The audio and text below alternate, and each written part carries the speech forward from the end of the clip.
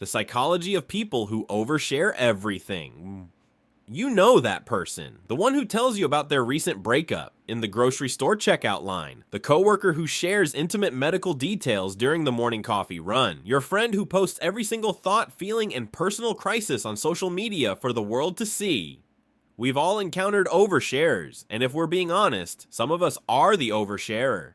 But here's the thing, oversharing isn't just about being chatty or having no filter. There's actually some fascinating psychology behind why certain people feel compelled to tell strangers their deepest secrets. So let's dive in. First, let's define what we're actually talking about here.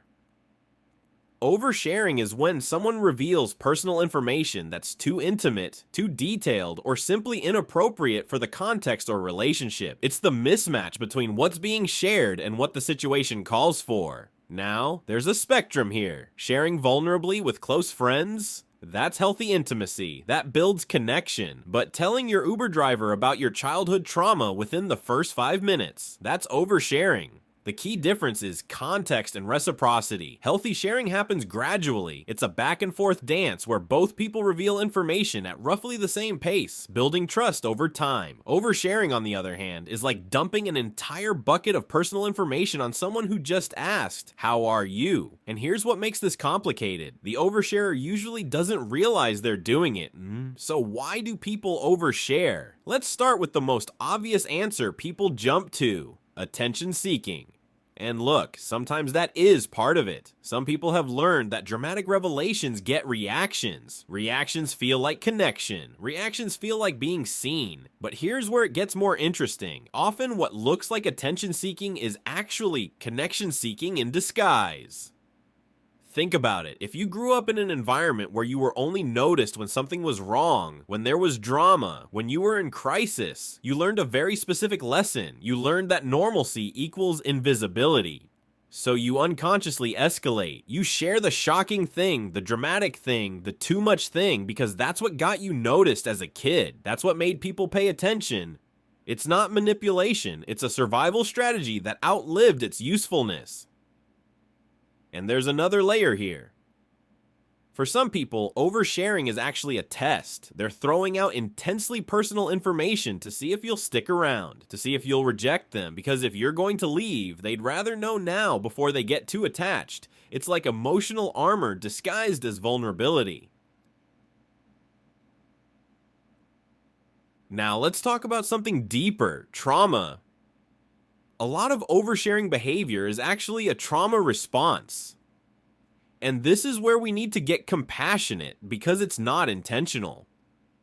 When someone experiences trauma, especially relational trauma or childhood neglect, their sense of boundaries can become distorted. They might not have learned where they end and other people begin. They might not have been taught that some things are private, that some feelings don't need to be broadcasted. There's also something called trauma dumping, which is slightly different from general oversharing. Trauma dumping is when someone unloads their painful experiences onto others without consent, often repeatedly, and without taking responsibility for their healing process. Here's the thing about unprocessed trauma. It's like a pressure cooker. The feelings are so intense, so overwhelming that they have to come out somewhere. And if someone hasn't developed healthy coping mechanisms or doesn't have access to therapy, other people become the release valve. They're not trying to burden you. They're trying to survive the weight of what they're carrying. And there's another trauma-related pattern worth mentioning. Some people overshare because boundaries feel dangerous to them. In their past, having boundaries might have led to punishment, rejection, or abandonment. So they learned to be an open book, to have no walls, to never say no, because that felt safer than risking conflict. Here's something we don't talk about enough: loneliness. We're living in one of the most connected yet isolated times in human history. People are starving for genuine connection. And when you're desperately lonely, your judgment about appropriate sharing can get cloudy.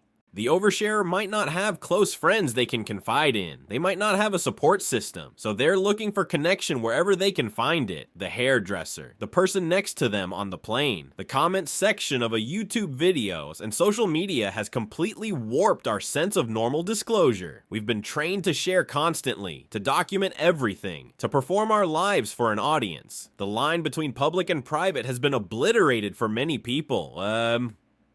When you grow up watching influencers share every detail of their lives, when you see people building entire careers on personal revelation, when vulnerability content gets millions of views, you start to think that's just how people connect now. But here's the paradox. Oversharing often creates more loneliness, not less. Because real intimacy requires boundaries. It requires mutual vulnerability at a pace both people are comfortable with. When someone overshares, the other person often pulls back. They feel overwhelmed. They feel like they're being forced into a level of intimacy they haven't earned or consented to. So the oversharer ends up more isolated, which makes them share even more desperately, which pushes people further away. It's a vicious cycle. Now, let's address something crucial. Most oversharers have no idea they're oversharing. They genuinely think they're just being open, authentic, vulnerable. They might even think they're doing what all the self-help books and therapists tell them to do, being their true self. But there's a difference between authenticity and boundarylessness. Authenticity is sharing your truth with people who've earned the right to hear it. Boundarylessness is sharing your truth with everyone, regardless of context. The oversharer often lacks the social calibration skills to read the room. They might miss the subtle cues that someone is uncomfortable, the slight leaning back, the quick glances at the exit, the "oh wow, that really means please stop talking." This can stem from a few places. Neurodivergence, like ADHD or autism, can make social cue reading more challenging. Anxiety can make someone talk too much to fill uncomfortable silence. And sometimes, people are just so consumed by their own internal experience that they're not tracking the other person's responses at all.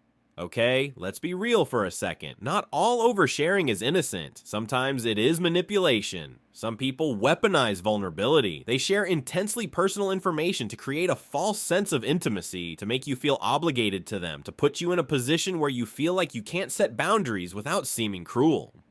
I just told you my deepest trauma, and now you're going to walk away.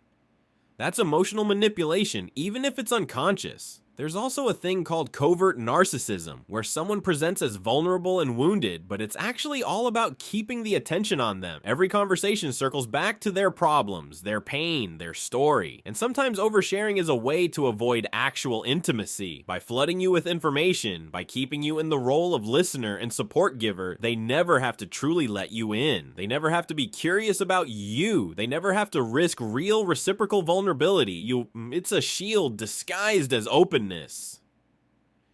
So what do you do if you're dealing with an oversharer? First, have compassion. As we've explored, this behavior usually comes from pain, not malice. But second, set boundaries. You can do this kindly. I appreciate you trusting me with this, but I'm not the right person for this conversation. Have you considered talking to a therapist? Or simply, I'm not able to hold this right now. You are not obligated to be someone's unpaid therapist.